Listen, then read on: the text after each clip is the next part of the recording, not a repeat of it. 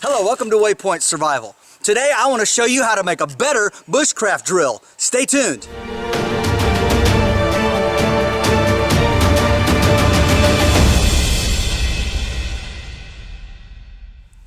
So often when we're bushcrafting, we have the need to drill a hole in something, whether it's for a lanyard or to pin something together.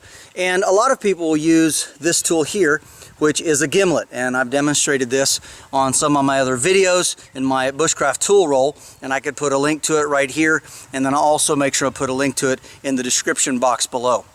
But we don't always use these because occasionally, depending on the wood that you're drilling, this can actually split out the wood that you're going through and can create a problem for your project. This is a great tool to have and I highly recommend it, but there are some times in which this just does not work quite well. The second tool, of course, that is great for bushcrafters and just for people that like old tools is a bit and brace.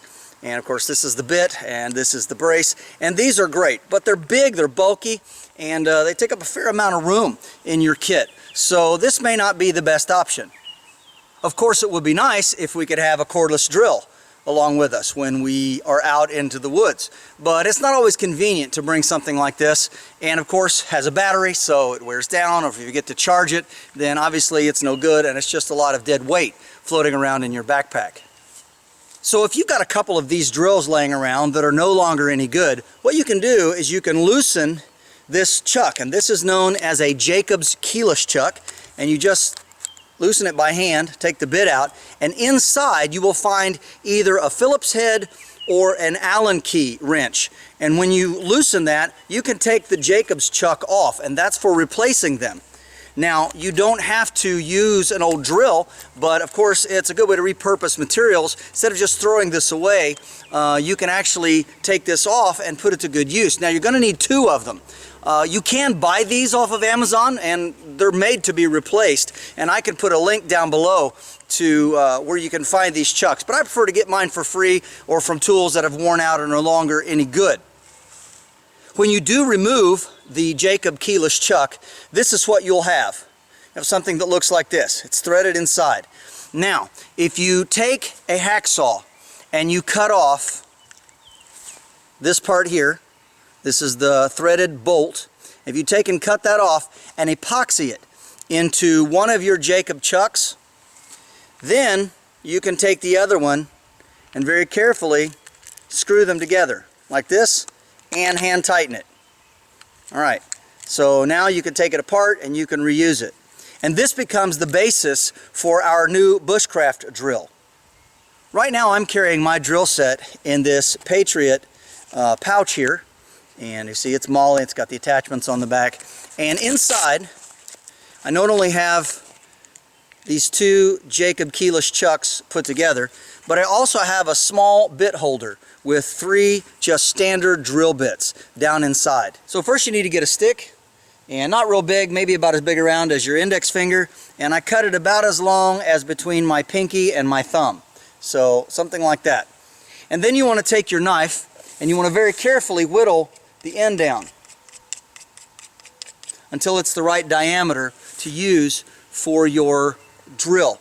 Now, the two Jacob's keyless chucks that I'm using are both 3/8.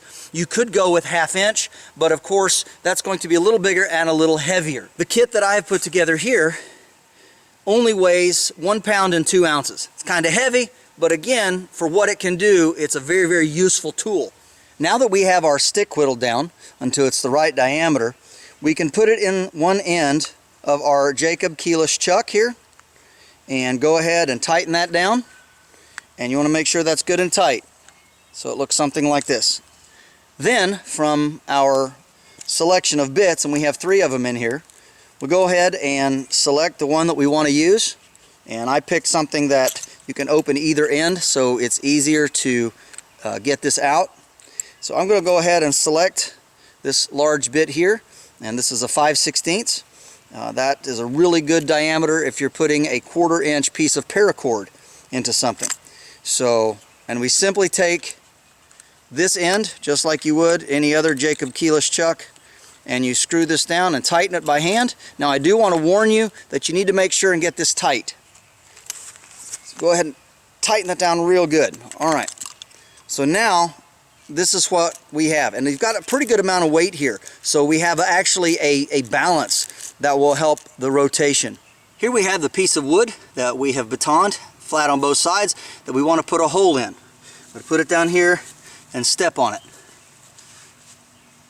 Next, going to take our bow and the drill that we just put together, and we're going to wrap that around just like you would if you were starting a fire.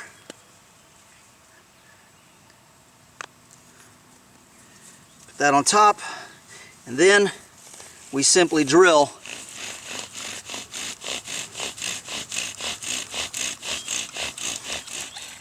the nice thing about this is as you reverse it, it also cleans out the dust from the hole. And there you have it. As pretty a hole as you could possibly wish for, and all done with our drill. Works very good. Now sometimes you may have to turn it over and drill a little bit from the other side, depending on what you're drilling onto. If you're using a stump or something like that as an anvil, I was just down onto the wet soil, so I had to flip it over. The other thing that you want to know when you use this is you need to make sure that this part of the chuck is fastened real tightly upon the drill bit itself, because when you're going reverse, if this isn't tightened, this can slip out and get wobbly on you. So all you got to do is make sure and tighten that down and keep that real good and tight. But there it is. There's the drill. This is James Bender for Waypoint Survival. If you like this video, please give it a thumbs up. Also make sure and check out the links in the description box below. And if you haven't done so already, please subscribe to the channel. We'd really appreciate it. And when you do subscribe, make sure and press that bell button so that you can stay notified of all of our upcoming videos, and we'll talk to you next time.